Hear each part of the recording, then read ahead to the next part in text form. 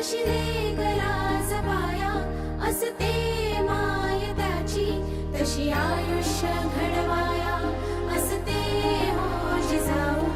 एक राजा होता माझा नाव त्याचे हो शिवाजी घडविला छत्रपती तिचे नावही जिजाऊ हे ध्येय मनाशी घेऊन उठले रणी सांबरे हो